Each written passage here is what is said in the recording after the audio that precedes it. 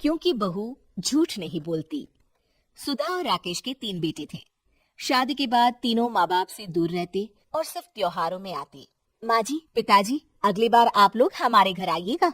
अरे नहीं बहू, सब यही आ जाते हैं तो घर खिला खिला लगता है।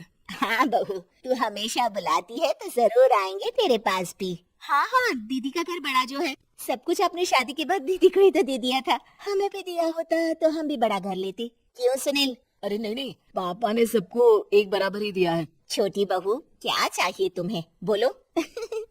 वो आपके सोने की चेन वाली घड़ी है ना, वो अगर आप मुझे, तभी वहाँ मजली बहू भी आ जाती है। और मुझे ना आपका मंगलसूत्र कितना लंबा, सुंदर और भारी भी है। अरे हाँ हाँ, तुम दोनों को ही दूंगी बहू, चिंता ना करो। चलो अब खाना लगाओ, खाना खाया जाए। सभी मिलकर खाना खाते हैं कि पड़ोसन आ जाती है। अरे सुधा बहन, थोड़ी चीनी तो देना, घर में शक्कर नहीं है और मेहमान सिर पर बैठे हैं। अरे छोटी बहू, चाची को शक्कर तो दे दो।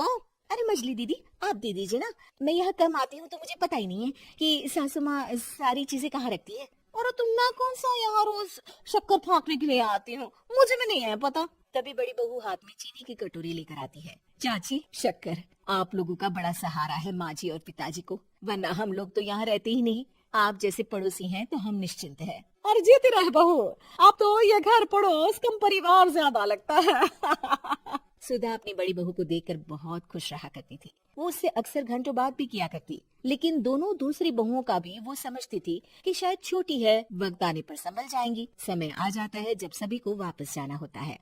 माँ जी, हम लोगों की फ्लाइट पहले है, हमें इजाजत दे। वो सास के गले लगकर चली जाती है। थोड़ी देर बाद छोटी बहू कहती है, माँ जी, मैं ना ये सोफे के कवर और चादरें ले जा रही हूँ, यहाँ तो ऐसी ही पड़ी रहेंगी। हाँ हाँ बहू, ले जा, और कुछ चाहिए तो बोल। और तो चाहिए बहुत कुछ, पर चलिए कोई बात नहीं, अगली बार ले जाऊंगी मैं। ऐसे ही मंजली बहू भी घर का बहुत सारा सामान ले जाती है। सभी के जाने के बाद सुधा राकेश से कहती है, घर कितना सूना लग रहा है ना। हाँ, और खाली भी। तुम्हारी दोनों बहुएं सब बटोर गई।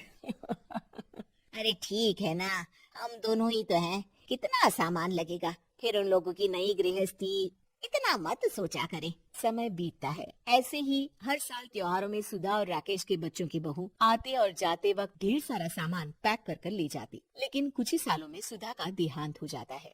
पिताजी, आप यहाँ अकेले क्या करेंगे, हम लोगों के साथ चलिए। अरे नहीं नहीं बहू, इस घर में सुधा की यादें हैं, मैं उसे नहीं छोड़ सकता हूँ। अब तुम लोगों की माँ नहीं रही।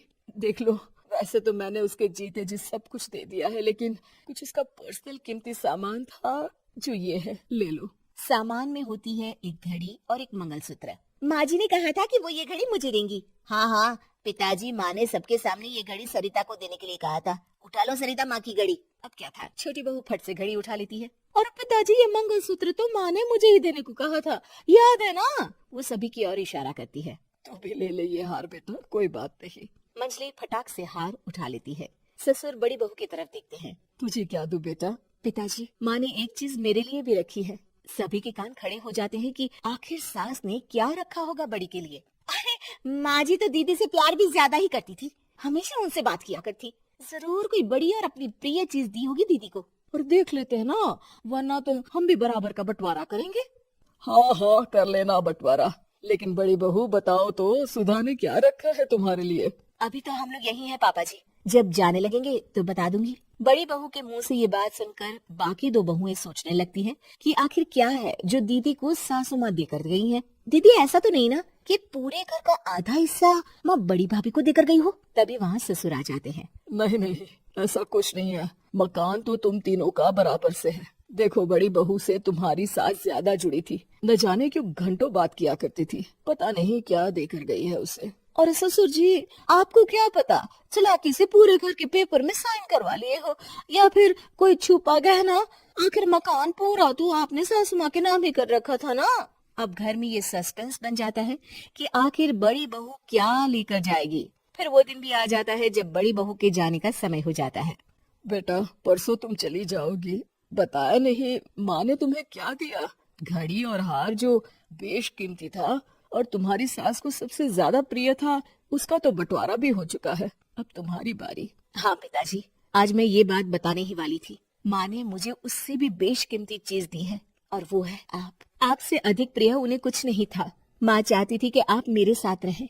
चलिए पिताजी। बेटा, मेरे पास तो कोई पेंशन भी नहीं है और ना ही कोई प्रॉपर्टी। लेकिन आपके पास संस्कार है पिताजी, जो मेरे बच्चे आपसे लेंगे, तो आपको ले जाने पर स्वार्थ ही है मेरा। चलिए ना पापा। सभी के सामने पिताजी बड़ी बहू और बेटी के साथ उनके घर चले जाते हैं।